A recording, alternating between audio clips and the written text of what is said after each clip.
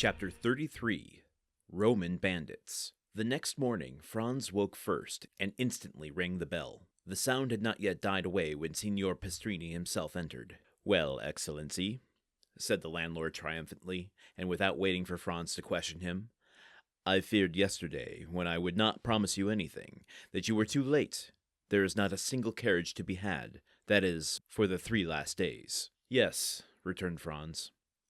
"For the very 3 days it is most needed." "What is the matter?" said Albert, entering. "No carriage to be had?" "Just so," returned Franz. "You have guessed it." "Well, your eternal city is a nice sort of place." "That is to say, Excellency," replied Pastrini, who was desirous of keeping up the dignity of the capital of the Christian world in the eyes of his guest, "that there are no carriages to be had from Sunday to Tuesday evening, but from now till Sunday you can have 50 if you please." "Ah, that is something," said Albert. "Today is Thursday. Who knows what may arrive between this and Sunday?" 10 or 12,000 travelers will arrive," replied Franz, "which will make it still more difficult." "My friend," said Morcerf, "let us enjoy the present without gloomy forebodings for the future. At least, can we have a window?" "Where?" "In the Corso." "Ah, a window!" exclaimed Signor Pastrini. "Utterly impossible. There is only one left on the 5th floor of the Doria Palace, and that has been taken to a Russian prince for 20 sequins a day." The two men looked at each other with an air of stupefaction. "Well," said Franz to Albert, "do you know what is the best thing we can do? It is to pass the Carnival at Venice. There we are sure of obtaining gondolas if we cannot have carriages." Welcome to Chapter 33, Roman Bandits. Listen, folks, I find emotional honesty to be one of the greatest virtues you can strive for in life. And I feel I need to be emotionally honest with you right now. The other night, I had an intense bout of insecurity about this show, as you are all probably mind-numbingly aware of and familiar with at this point, of me saying that I'm not an expert, and this is just my experience and my understanding. There's still a certain sense of responsibility I feel I put it on my own shoulders for providing you somewhat accurate content. Now, it could be a limited understanding. I have some new Mackay information, Auguste Mackay information to give you. As I continue to read one of these biographies, I've learned a lot more about him. I can't wait to share that with you at some point. This is a long friggin' chapter, so this is, folks, I'm sorry to say this is longer than chapter 31. We're going to be here for like almost a month. But one of the episodes went out, and I had shared with you some research, very preliminary precursory research I did on 2 things that were mentioned in the episode that I didn't understand. As we know, if I find something that piques my interest that I don't quite get from the text, I go and do some research on it. And I did the research, I shared it with you, and the episode went out. Then I was catching up with my Robin Buss translation of the Count of Monte Cristo.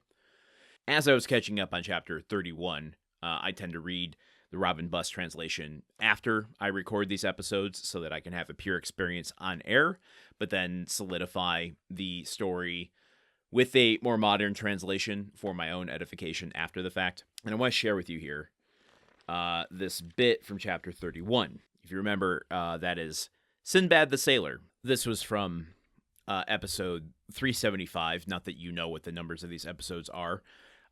It's toward the end of chapter 31. Franz is talking to Sinbad. The passage ended with a reference to the man in the little blue cloak. And that passage also had mentioned in passing reference to someone named Appert. I had done some research on these two and suggested to you that Appert was Nicholas Appert, the man who invented the preservation process for goods. Canning, remember? I talked a little bit about that. I don't blame you if you don't remember, but using preservation methods to store food longer term, Nicholas Appert. As I'm reading this Robin Buss translation, there's all kinds of footnotes and stuff that you flip to the back of the book and you get better context for.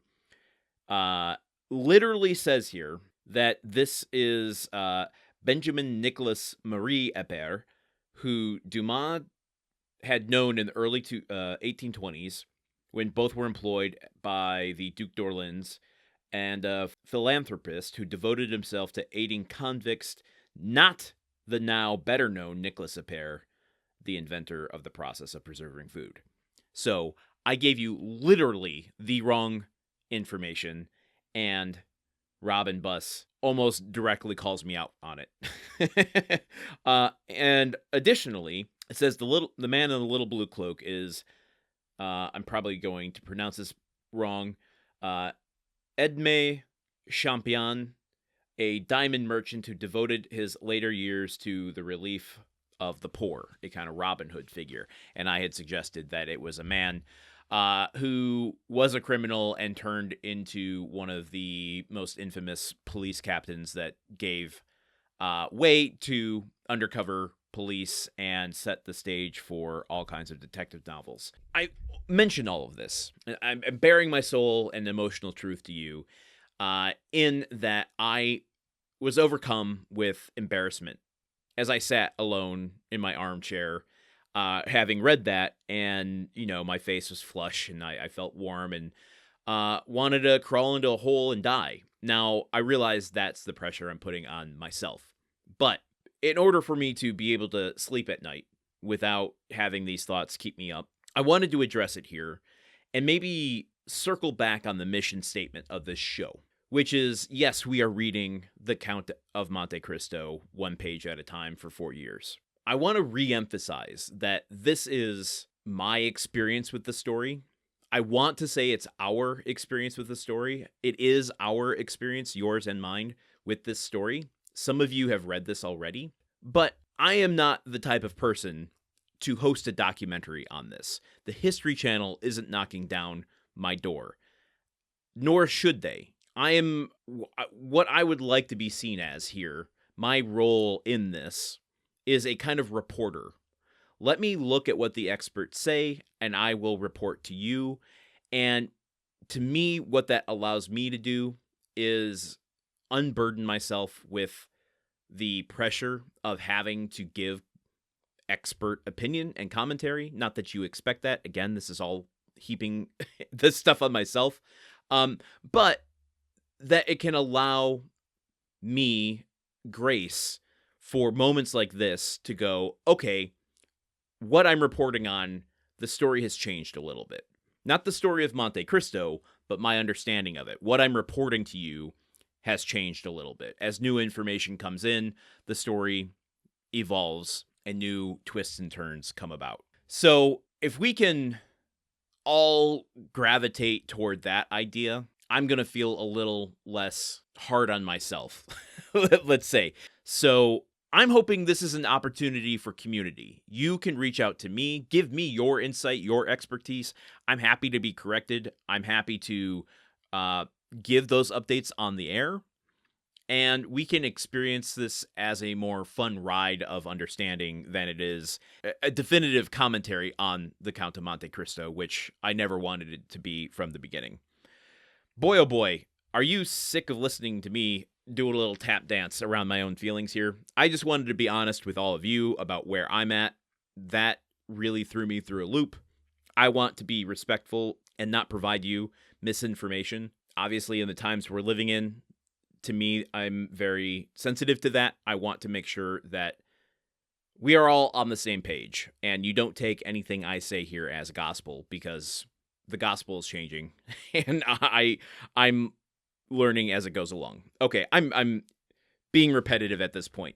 What happened today? Franz woke up. Albert is there. They don't have the carriages that Pastrini had told them they wouldn't get anyway, so they're deciding how they want to experience Carnival. Let's find out what happens as we continue into the depths of Chapter 33. Until tomorrow, okay, goodbye. The Countdown of Monte Cristo is part of the Gruntwork Podcast Network. This show is produced, edited, and hosted by Landon Solano. The original text of The Count of Monte Cristo by Alexandre Dumas. Theme song by Magic Solo. If you want to support the show and others like it, visit patreon.com/gruntworkpod. Thank you for listening. See you tomorrow.